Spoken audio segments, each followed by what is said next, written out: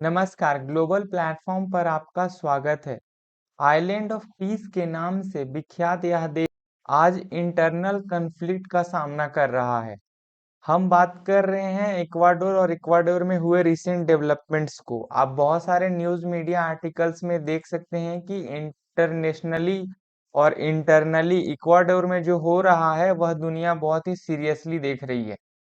कौन है वो मोस्ट वांटेड क्रिमिनल जिसके वजह से लग गई देश में इमरजेंसी?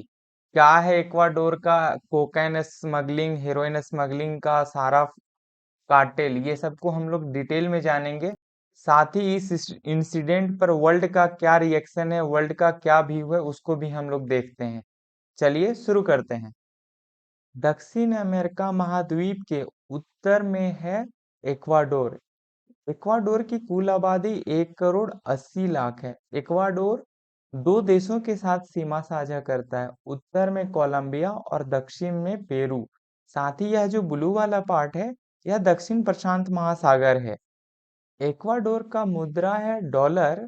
और यहाँ पर रिसेंटली जो प्रेसिडेंट के रूप में आए हैं वह है डेनियल नोबोआ। यह यंगेस्ट प्रेसिडेंट ऑफ इक्वाडोर हैं। मतलब इक्वाडोर के सबसे युवा राष्ट्रपति, मात्र 36 साल के। ये है दक्षिण अमेरिका महाद्वीप। चलिए हम लोग इक्वाडोर पर एक बार जूम करते हैं। इक्वाडोर की कैपिटल क्विटो है। और मैंने पिछला वीडियो में भी बताया कि इसका बॉर्डर साझा होता है कोलंबिया और पेरू के साथ। कोलंबिया और पेरू वर्ल्ड का लार्जेस्ट कोकेन प्रोड्यूसर है। मतलब विश्व में सबसे ज्यादा जो कोकेन का उत्पादन होता है वो कोलंबिया और पेरू में होता है। और इसी के साथ इक्वाडोर का बॉर्डर साझा होता है। तो रिसेंट कुछ सालों में इक्वाडोर कोकेन के सप्लायर के रूप में, मतलब यहाँ से कोकेन का वर्ल्ड लेवल पर जो सप्लाई है वो सबसे ज्यादा बढ़ गया। मैं बता दूं, इक्वाडोर में सबसे ज्यादा कोकेन का उत्पादन नहीं होता है, सबसे ज्यादा उत्पादन होता है पेरू और कोलंबिया में। बोलीविया में भी थोड़ा बहुत होता है। ये देख रहे हैं आप, बोलीविया में कर्सर घुमा रहा हूँ, बोलीविया में भी होता है। बट ये सब देशों के साथ एक प्रॉब्लम है एक्सपोर्ट का। ये देश डायरेक्ट एक्सपोर्ट नहीं कर सकते हैं वर्ल्ड में। इसका एक कारण है कि कोलंबिया का जो करेंसी है वो कोलंबियन पेसो है। यह ग्लोबल करेंसी नहीं है। विश्व में इसको वैसे लोग एक्सेप्ट नहीं करते हैं। उसी तरह से पेरू का जो करेंसी है वह सोल है। इसको भी वर्ल्ड लेवल पर हर कोई एक्सेप्ट नहीं करता है। तो ट्रांजैक्शन में, लेन देन करने में इन दोनों देशों का, कोलंबिया का पेसो और पेरू का सोल को करेंसी के साथ डील करने में, कोकेन वगैरह स्मगलिंग के दौरान जो पैसा का लेन देन होता है उसमें बहुत दिक्कत होती है। तो ये दोनों देश साथ ही बोलीविया मिल करके सारा कोकेन का सप्लाई करता है इक्वाडोर में। ये इक्वाडोर है और इक्वाडोर का करेंसी क्या है? Dollar, American dollar.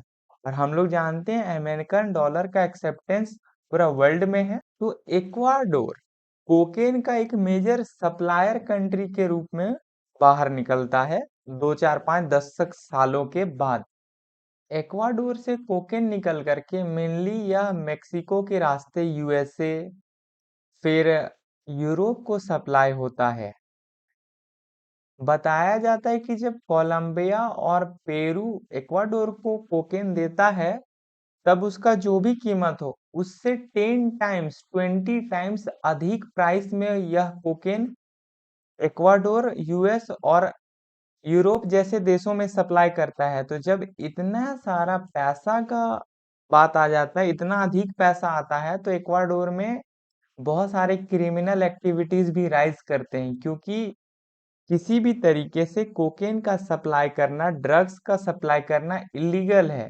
तो यहाँ पर बहुत सारे क्रिमिनल्स ने गुट बना रखा है, गैंग बना रखा है। उनका कनेक्शन मैक्सिको के गैंग से है, उसका कनेक्शन ब्राजील के गैंग से है। साथ ही एक यूरोप का कंट्री है अल्बानिया। इधर कहीं अल्बानिया होनी चाहिए, 1 मिनट। यही जहां मैं कर्सर घुमा रहा हूँ, यही अल्बानिया है। तो यहाँ पर भी उन सबका कनेक्शन है और इसके रास्ते वह यूरोप, अमेरिका और भी बहुत middle eastern part of Asia में सप्लाई करता है।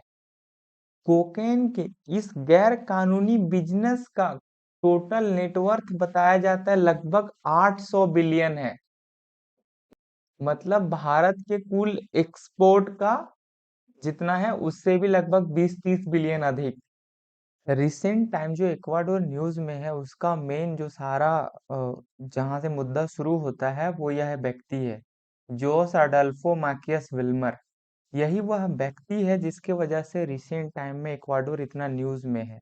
बेसिकली यह एक लॉस कॉर्नियोस नामक गैंग का लीडर है जो इक्वाडोर में कोकेन का सप्लाई करता है। बता दें इक्वाडोर के जेल में यह 34 साल का सजा काट रहा था।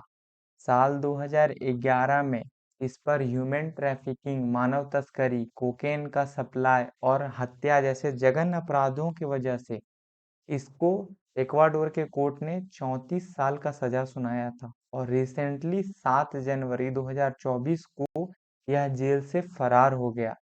ठीक एक दिन बाद 8 जनवरी को वहां के प्रेसिडेंट डेनियल डोगोआ ने स्टेट ऑफ इमरजेंसी लगा दिया। जोसेफ विल्बर यानी कि फिटो जब जेल में भी था तब भी यह अपने ड्रग्स माफिया को हैंडल करता था। इनफैक्ट इक्वाडोर में जेल कंडीशन इतना पुअर है कि कैदी छत पर घूमते हैं, डांस करते हैं, म्यूजिक शूट करते हैं, गाना इंटरनेट पे अपलोड करते हैं और यहाँ के जो जेल के सिक्योरिटी गार्ड हैं वो बाहर से बस उन्हें देखते हैं।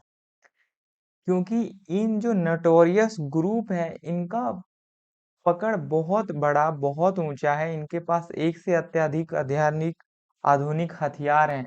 While on other hand Ecuador के पुलिस फोर्स को नए इक्विपमेंट, नए हथियार और स्पेशल ट्रेनिंग का जरूरत है इन सारे नोटोरियस ग्रुप को हंट डाउन करने के लिए। येट जब यह नोटोरियस व्यक्ति जो विल्मर है फिटो भागा 7 जनवरी को, तो 8 जनवरी को डेनियल नोबोआ जो वहाँ के राष्ट्रपति हैं उन्होंने इस अपराधी को पकड़ने के लिए पूरे देश में इमरजेंसी डिक्लेयर कर दिया। ये फाइनेंशियल एक्सप्रेस का कटिंग देख रहे हैं जहां लिखा हुआ है what is happening in Ecuador as president declares emergency after most wanted criminal escape from prison. जो मोस्ट वांटेड क्रिमिनल था वह जेल से भाग गया तो वहां के प्रेसिडेंट ने इमरजेंसी डिक्लेयर कर दिया। यह 8 तारीख को हुई। ठीक एक दिन बाद 9 तारीख को कुछ गनमैन हथियारबंद लोग एक लाइव टीवी शो पर आते हैं और टीवी शो पर आकर के वह अपने बात को रखते हैं कि तुम ड्रग माफिया से, बेसिकली वह इक्वाडोर के सरकार और डिफेंस को बोल रहा था कि तुम ड्रग माफिया से मत उलझो। ये स्टूडियो का एक छोटा सा क्लिप है, बीबीसी ने कवर किया है, देखिए।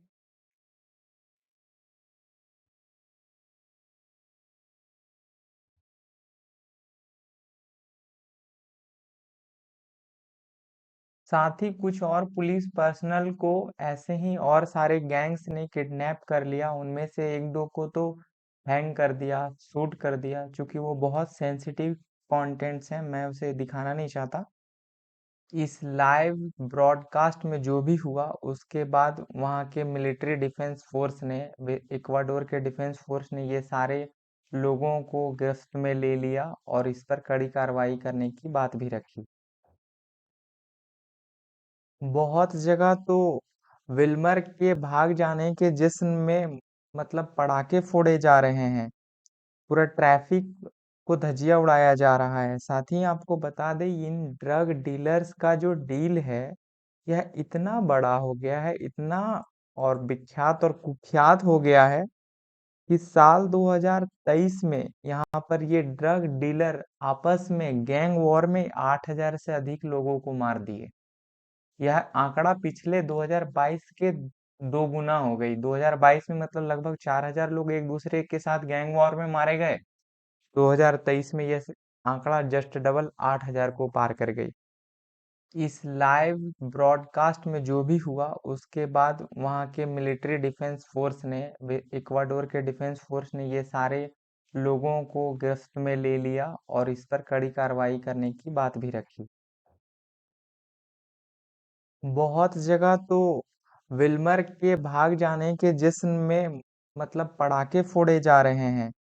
पूरा ट्रैफिक को धजिया उड़ाया जा रहा है। साथ ही आपको बता दें, इन ड्रग डीलर्स का जो डील है यह इतना बड़ा हो गया है, इतना और विख्यात और कुख्यात हो गया है कि साल 2023 में यहाँ पर ये ड्रग डीलर आपस में गैंग वॉर में 8,000 से अधिक लोगों को मार दिए।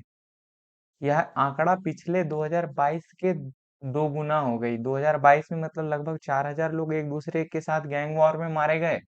2023 में यह आंकड़ा जस्ट डबल 8,000 को पार कर गई।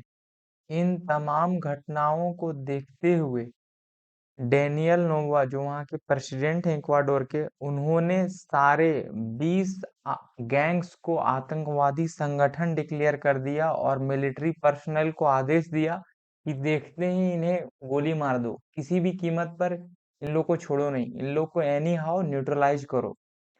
हालांकि इन गैंग्स वाले को न्यूट्रलाइज करना इतना भी आसान नहीं है, क्योंकि आज से ठीक कुछ महीना पहले नवंबर महीना में चुनाव कैंपेन कर रहे थे फर्नांडो विनिसियानु को क्वेटो में, जो इक्वाडोर की राजधानी है, वहां पर जनता को संबोधित करते हुए कहा कि अगर मैं पावर में आता हूं तो जो भी ये ड्रग माफियाज हैं इन पर मैं हैवी क्रैकडाउन करूंगा। इनकी गोली मारकर हत्या कर दी गई। आप देख सकते हैं, काफी डिस्टर्बिंग फुटेज है, इसलिए मैं इसे यहीं रोक दे रहा हूँ।